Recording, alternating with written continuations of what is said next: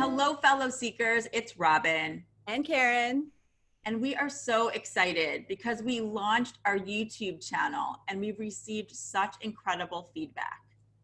We'd already started a podcast ahead of the launch of the YouTube series. And the very first episode talks a little bit about how Robyn and I met, how we started our own seeker's journey, and how we came together. Yeah, and it also talks about how we found our purpose. And what we would love for you to do, and what we hope, is that it inspires you to start thinking about your purpose and why you are really here. So take a listen. I'm Robyn. And I'm Karen. And this is our first podcast. We are so excited. We want to share the real motivation behind our series. That's right, Robyn. We are two soul sisters who have a big dream for a TV show. And we want the show and this podcast to explore different spiritual practices to help you transform your life and help you find your life's purpose. But we also want to tell you how we got here. We're two chicks who started off on very different paths and came together to live our life's purpose. So Robyn, why don't you start? Okay, so who am I? I was born in Brooklyn before it was cool. And I like to call myself a pizza bagel because I'm half Italian and half Jewish. I grew up in an apartment in Bay Ridge, Brooklyn with my sister, my mom, and my dad.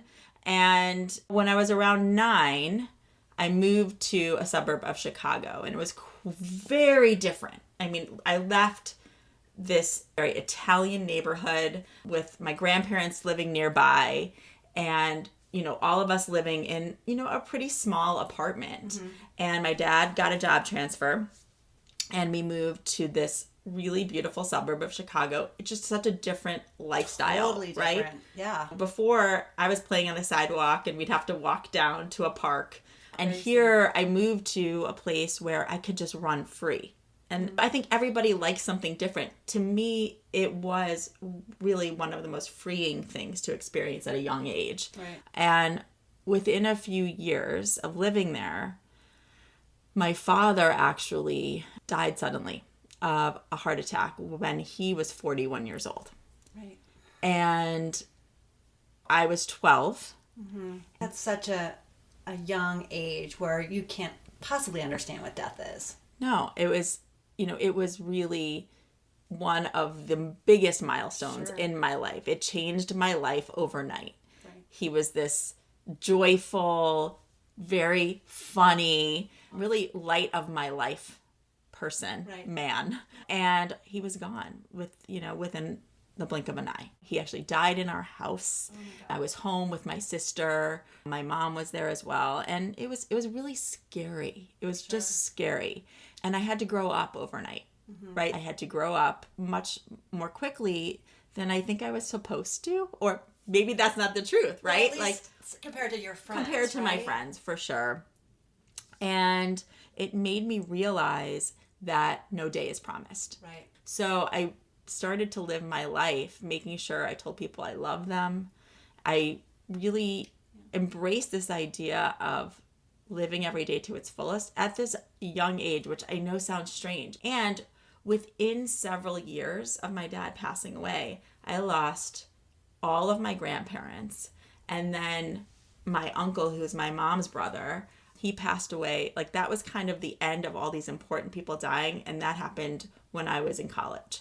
And so I had this really strange decade of losing all these important people in my life. And so it was just that was a major milestone for me, which I want to now hear about, you know, what were yours in that beginning, you know, part of your life? Yeah, it's so, first of all, it couldn't have been more different, right? I mean, I had this crazy, huge family. I was the oldest of 6 kids, living in the suburbs, child of a dentist, and a very wonderful, devout Catholic mother who really wanted to make sure all her little chickens learned about the lives of the saints at the dinner table, and God, were in front of the statue of the Blessed Mother doing the rosary on Friday nights.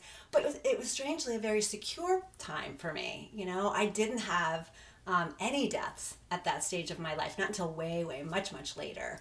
It was actually almost a mini movie in the making, in the sense that my mom, being the devout Catholic that she was, my grandmother as well, who I adored and was so close to, were, as Catholic as they were really interested in mediums and in the afterlife and channeled. I mean, that in itself, the whole... Imagine. No, I have the picture in my head, and that is so crazy. It really is. It really was, but at the time... Well, and by the way, so... the dynamic of this Catholic family with these media, but then it was also the time. It was so before any of us, I believe, were really talking about this. That is, I mean, and that was the thing. But again, I didn't know any better. Sure. And I think the funniest story I love to tell is that my father was one of 7 boys, and 2 of which were Benedictine monks, you know, the kind that wore the big robes with the hoods. Oh my goodness. And they would come over for dinner because my mom made a really good dinner and there was always so much food.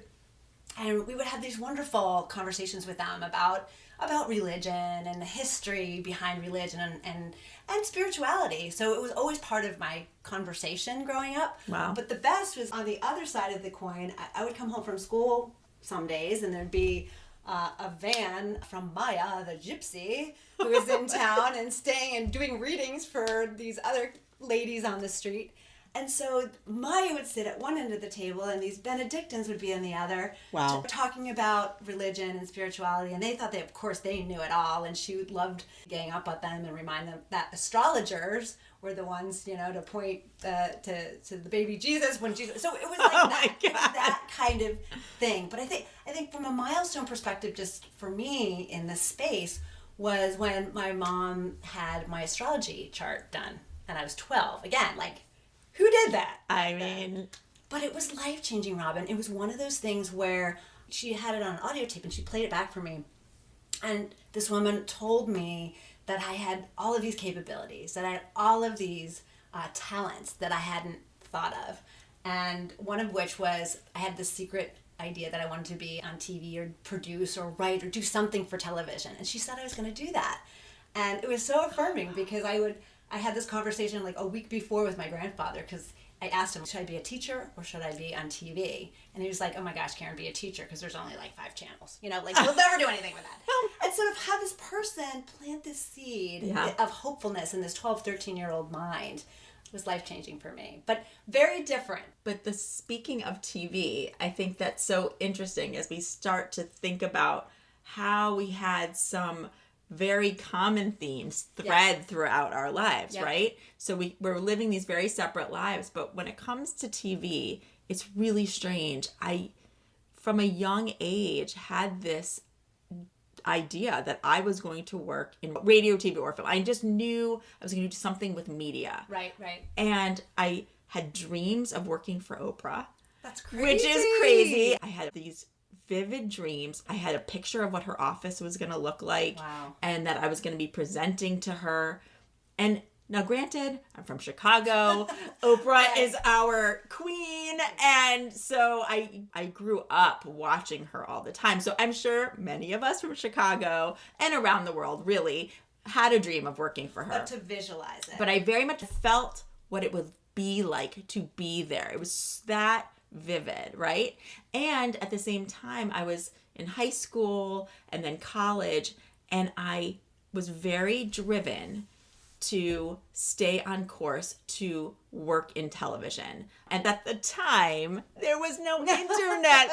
Right? See, I mean, all of this, we were trying to visualize our lives ahead. Yes. But half this stuff wasn't even invented. It wasn't even around. So that dream turned into a reality. There ends up being a position open to help start Oprah.com. They're looking for someone who had television and experience on the internet.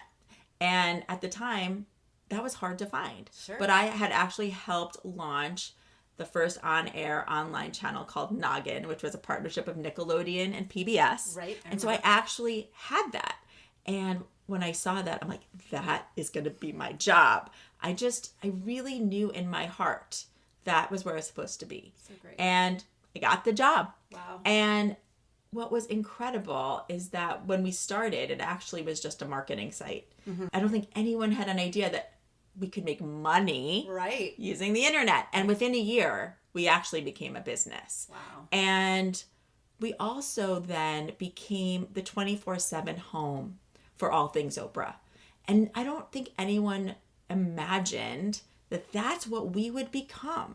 And we really did. We were the home to the show. We were home to the magazine. We were home to her philanthropy. Wow. We were the home to the radio. Wow. And I had this opportunity to work with some of the most brilliant thought leaders of our time. It's really been one of the major honors of my life. And so I think it's so interesting that you had this woman tell you something, and I had this just ingrained in me that I had to follow this path to work in TV, not knowing there was such a thing as the internet. And then it all came together, and my dream for working for Oprah. So wow, that's a milestone. That was my milestone. But I mean, it is amazing to kind of see how having that kind of vision played out, and you had the vision. I had a little seed planted, but it's just amazing to see how that just blossomed into something so amazing for you. I mean, for me, I started in TV too. I did actually follow that dream, which is great. But I was a little bit more trepidatious. I didn't have that vision so much. I don't think I had that confidence that you might have had to follow the dream. But I did start working in a little TV studio, which was owned by the Catholic Church, of course. Oh my God! Where else would I go? I love this. Yes. So, but I loved the job. It was a tiny job that built my confidence. But I also felt like I really needed to have an identity. So I got married very young, had a baby very young, and then my husband walked out on us while my baby daughter was about a year old. Wow. So I had to pack up and move back home and really start my life over as a single mom, which was kind of like my worst fear. I didn't want my life to be that way, but it was a worthy challenge that helped me develop a great relationship with my daughter, even to today, but also made me a stronger, I think, person. And absolutely. And I let go. At the minute I started to kind of let go of the fear, I think that's when the joy came back into my life. And I met my now wonderful husband and got pregnant with my son. But then a little bit of a roller coaster ride came. So my kind of time that you had very young was sort of like my young middle life crisis. Yeah. Because I had a really difficult time delivering my son. I almost actually died at that, which was scary not only for me, but for the whole family. Yes. But managed to get through that just fine. And then 6 months later, my son Graham was diagnosed with cancer. So we went through a lot of touch and go with him over the course of a couple years. But he thankfully got better. But then my closest sister died of suicide. So that was totally unforeseen in our family, and it was devastating to all of us, obviously.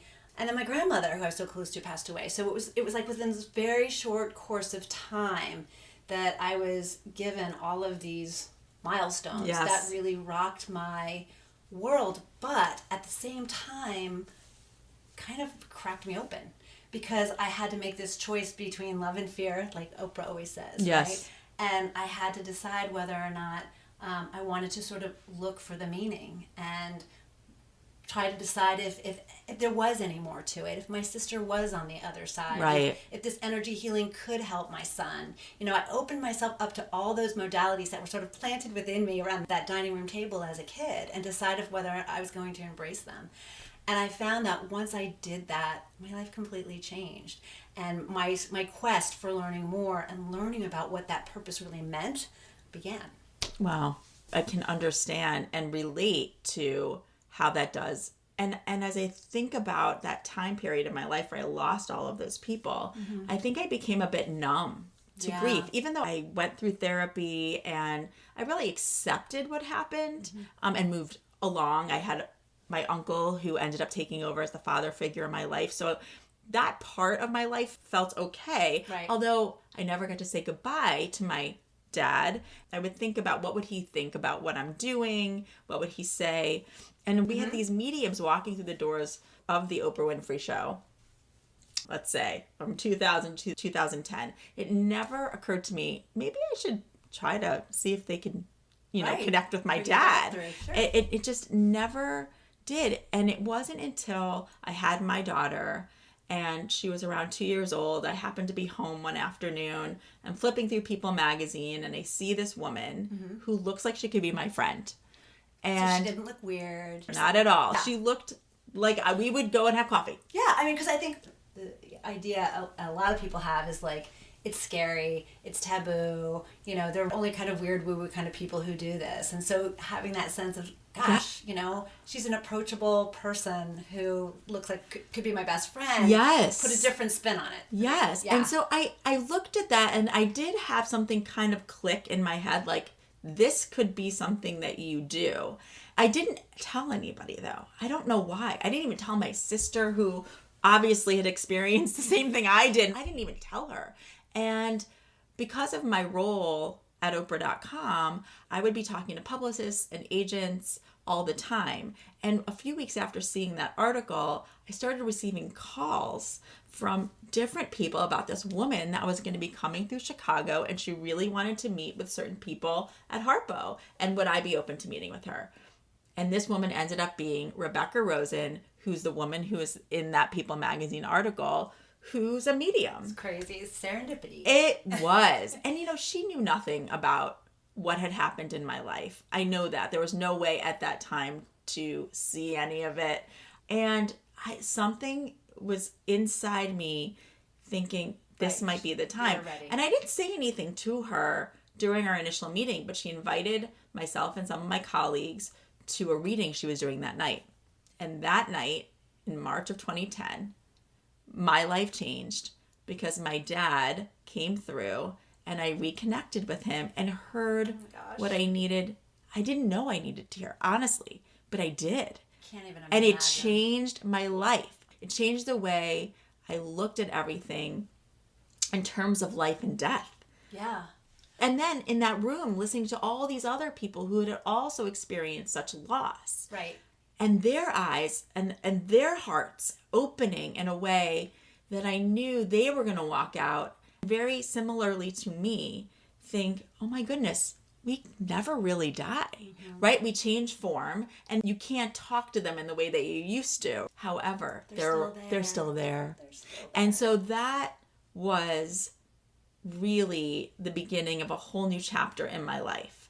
And of course, I'm still working and doing my job. I was so grateful for all the experiences that I was having through my job at Oprah. And I loved my husband and I loved my daughter. But over several years, I started to get this yearning for something else. There was a voice inside me that was telling me I needed to do something else, which was hard for me to imagine, because here I am with a dream job, honestly. Sure. But something wasn't fulfilling me like it used to. Yeah.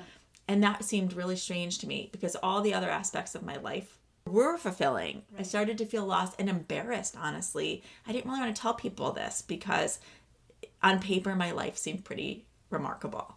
That's so interesting, because I feel like this is now kind of where our lives start to really I agree. Go in a parallel direction.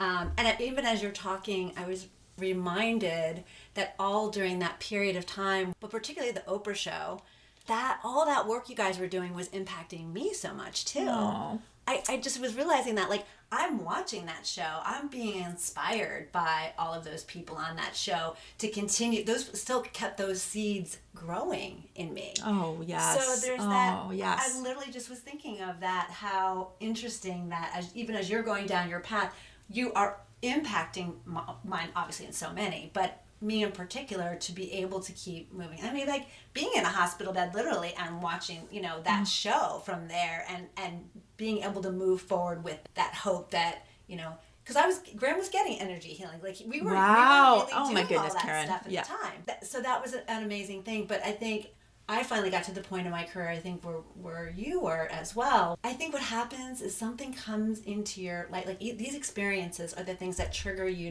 to wonder, what is my life purpose? It's the thing that touches your heart so much that you just know that you've got to do what you came here to do. Everything in my life was great too, but I got to the point where I was getting near 50. I'd been doing great jobs, but I wasn't fulfilled. I was earning a paycheck. That's what I was doing most days. And I wasn't giving my best back because it wasn't my purpose. I wasn't giving my heart back to my work. I was just working. And so I'm sure, like most people who hit 50, you do that thing like, oh my God, how much time do I have left? And I better get started doing what I'm really here for, right? So I made the choice with my husband, of course, to make the leap to go to Discovery, because I had this idea with all this stuff, with all these experiences that I had, wouldn't it be so cool if we could create this mind, body, spirit network, bring all these energy healers, bring all of these mediums, bring all of these astrologers together and more, and teach people that they have capabilities within themselves to find their purpose. And they have these modalities that they can use to discover who they really, really, really are. So I made the decision to pack up my truck and go and move to Silver Spring, Maryland, and take on this job at Discovery in the hopes that this network could somehow come to life. And that's where you and I then started to really be on the same path. Yes, it is. I would say for me that for so long, I knew my purpose. I did everything that I kind of set out to do. Right. I wanted to work for Oprah, and I did. I wanted to help change people's lives, and I feel like I was a part of that in some way. Yeah. And I still wanted to continue with helping change people's lives. I just knew I had to make a shift in terms of what I was actually doing on a daily basis. Mm-hmm. So I set out on my own spiritual journey. And for me, that entailed talking to my friend who's a medium. I was very conscious of her time. So I didn't ever want to take advantage of her. And I made an appointment to talk to her on April 25th of 2018. And actually my sister was going to come along with me because we were both looking for some guidance in our lives. Right. And that week, actually leading up to it, was my birthday week.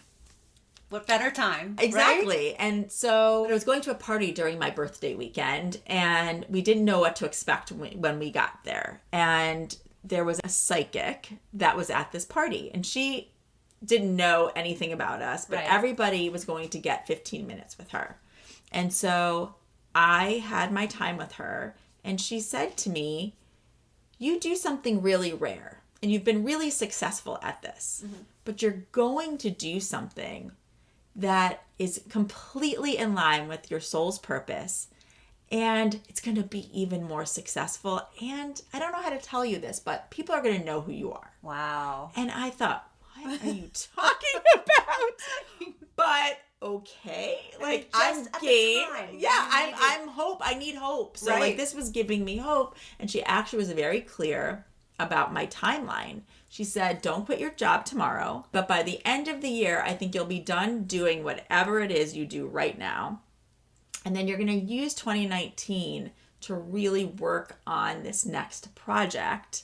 And by 2020, it's going to take off." I really was in awe because here I was walking to a dinner party just to drink and have some fun. I'm working with you on a day-to-day basis. I have no idea you're going off on your own. Right. You had no idea. Right. And so, but inside it was like, oh my gosh, I'm getting some validation that there is some change and that I'm not completely nuts for wanting to change what I'm doing. It's coming from somewhere really outside of myself. That's right. You know? Yeah. And then several days later, I had my appointment with my friend Lisa. And as soon as I walked in, she said, "What are you working on?" And I said, "I don't know, and that's why I'm here. Please help me." And she really did. She had no idea. She had no idea. No, she just, at that time, she just thought I still had my job at Oprah, and which I did, but she had no idea what was brewing. Right. And we kind of spent the whole session talking about many things, but she came back to, "What are you working on right now?" And I said, "Well, I actually just decided that I'm going to write this article about the night a medium changed my life." And she said, "That's it. That article is going to lead to so many other things in your life, including books or a TV show." Wow. And she said, "And you're a medium." What? And I said, now it's like we've gone to crazy land. Yeah. Because you're the medium and you're awesome. But like, wow. I don't know what you're talking about. That's way much more than you expected. It was. And she said, "Now please trust me. I need you to take a class, do something where you pursue this. Because if you're going to write about it, at least you'll have a better understanding. But I think you're going to find that you know how to do this." Wow. And I walked out of that session with such hope. And I really thought about what she said. And I got excited even writing that article. And so the idea that this could be my job. Right. And not necessarily that I'm the medium, but that there was something with that Right. That day was a turning point, and that was April 25th of 2018. And then about a few weeks later, talking to a friend of mine who did not know that I believed in mediums. I believed in energy healing. I was open. She didn't know that. I had told her I was writing this article, and that's where it came up. And she said, well, I know all these people, and I'm going to hook you up with them. Okay. And so then I was hooked up with this shaman who I really just wanted to understand what she did. Right. It was shocking to me that this beautiful woman sitting across from me was a shaman. I had somehow pictured a Native American man who was going to take me through the desert, and that's cool too. This was just completely different. Wow. And in the middle of our conversation, she said, let's talk about you. And I said, what do you want to talk about? And in that conversation about me, she's like, well, you know you're supposed to have your own TV show. What? And I should also say that Lisa, when she said that to me, she gave me that same timing that the psychic did. And then this shaman, she said, I can help you do this.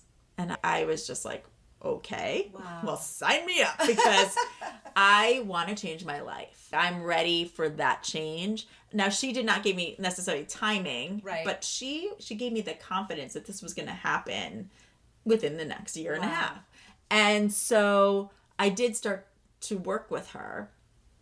I also at that time had other mediums coming into my life.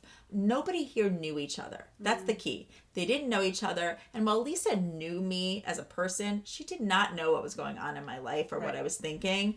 And they all said the same thing. And so it was extremely validating to me as to what I needed to do for my next chapter. It started to give me my purpose again. And if you let yourself kind of glop onto those ideas and they felt right to you, but then you had one person after another affirm that for you. They did. And the truth, what the shaman was able to see, and obviously these other people were able to see, is that I actually had that dream when I was a very little girl. I wanted to have a TV show because, again, we didn't have the internet then, so I couldn't picture anything digital. Right. But I saw myself being someone who brought people together for a reason. It wasn't like an actress. It was actually more of a connector. Right. And I really did see that. I didn't know how that would come to be. And so that talking to the third and then fourth and fifth person gave me the confidence to realize I needed to do this, and I figure out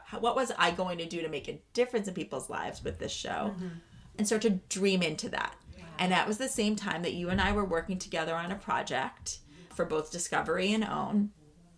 And while that project didn't actually come to fruition, I know you and I really connected, and in one of our post meetings after we knew the project wouldn't go forward, we wanted a recap about that. I was telling people about the article that was coming out, because now it was July of 2018. And I remember saying, hey, you guys have to check out this article. It's going to be on Oprah.com. It's about the night a medium changed my life. And it really started a conversation amongst several people about mediums. And I was like, what? Tell me more. I know, because you and I had never talked about it. No. We really didn't. Mm-mm. And we had to get the meeting started. So I said, we have to get going on this meeting, but don't worry about it because we're going to talk about it on my show. I know. And everybody looked at me. I couldn't even believe what came out of my mouth, because here I am, a full-time employee of OWN, and I said that? Right. Like, what show are you talking about, girl? And I think that was on the faces of everyone, but we just kind of kept going. And then you called me after. I did. And you said, what are you talking about? And we connected about our spiritual journeys. And you said, well, let's do this together. It was magic for me when I heard you say that, because I was so disappointed that this idea, this project, and I said, oh, this is why I'm here. This is what I'm supposed to be doing. And I get to work with all these amazing people from OWN. That was that dream come true for me. And when, the dream come true doesn't come true. Right. I was really at that point where I didn't know what I was going to do next. I didn't know what my purpose was anymore either. And when you made that comment, it was like a light went off in my mind, and which also gave me the courage to call you to push that conversation, and the courage to tell you I had my dream. So if you hadn't said what you said, and had that courage, I wouldn't have been able to share that with you. Aw. So it was just such a magical It was. moment. And I think you and I believe that was meant to be, right? We unlocked things for each other. For sure. Which I also want people to know that you had shared with me the deck that you put together. Yeah, this big presentation. I was going to be so ready for when. And you were so ahead of your time. And so I was reviewing the deck so that we could then start to figure out, well, how do we really make this happen? Mm-hmm. And I have signs for my dad that really validate to me that he's around. Right. And my signs are his initials, which were RAM. So every time I see Ram, it's usually at the exact right time. And then there's cardinals. Mm-hmm. And the number is 1117 because that is his birthday. And that number has always just played a role because it doesn't come up that often. Mm-hmm. It's special. Right. And I even actually named my production company 1117 Productions. Right. And so when I went and I'm looking at this presentation and I go to save it on my desktop, I look at the numbers and the numbers are 1117. Right. And it was 1117_2015. It was the date that I had created and saved it. And what I have to say too is so funny. So there were so many versions of that file I could have sent you. I must have had 40 of them. Oh my No kidding. God. And I remember it's like, okay, well, I think that was maybe, and it didn't matter at the time, right? It was just like, let's just show her some ideas. Yes. So the fact that and I stared at it. I started crying. I saved it, but I started crying and I called you. I remember. Because I just was in awe. I was in awe because that was so meant to be, and that I really was able to see in that moment, and there have been many since, that my dad and I somehow planned this. Mm-hmm. Like there was a purpose to him leaving and to me losing my father so early, and there was a purpose, and that purpose is to help others awaken to what they can't see. That's right. And that in that moment, I thought, I have a partner in Yeah, this. I know, and I felt the same way. And I think when we look back, what we realize is if that project had gone through, it would have been great. I mean, it would have been so fun to work on. But you probably went off and done your own thing anyway, and I would have been sort of stuck on the same path that I was on. And now we have this opportunity to create and launch something that we envision. Yes. That it's our perfect vision of what this show and hopefully larger platform can ultimately be. And that is where you all come in. Yes. Because we can't do this without you. We want to know what kinds of topics, what kinds of stories do you want to hear? Because this show that we're putting together is really meant to help transform people's lives and get you in touch with why you're really here. Exactly. I mean, we've both been at those crossroads. We've both had these milestone moments in our lives that have had us really seriously question why we're here. Yeah. And we're really excited about this idea of having a place, a show that just launches those conversations and that does show you that these modalities can make such a difference in your life. Yeah, and we have collected, of course, our own ideas of what we want to start to cover, right. And introduce and explore. Yep. Because there may be some of these modalities that you've heard of and others that you haven't. And there's probably things we don't know about. Right. So we would love to hear from you. Please go to seekingwithrobyn.com or find me on social. But Seeking with Robyn, is the name of the show. Idea, yes. So all of that information will be up there on the website. But like I said, anything that you want to share with us, any ideas, any major experiences that you've had, share those with us because we would love to hear about those too. We do, and we hope that this first episode helped you understand who we are, why we're doing what we're doing, exactly. And we hope it's started to make you think about the milestones in your own life. And we think that's important because as you listen to more of these episodes, as we start to put together this show, it's going to be really important that you start to think about those milestones and what role have they played in your life. Right. So that you can then start to figure out if you're feeling lost. Let's find your purpose. Why are you here? We hope that this show, this TV show, this podcast will inspire you to really get to the core of why you're here and then we want to hear about it. Oh, I love that. You couldn't have said it better, Rob.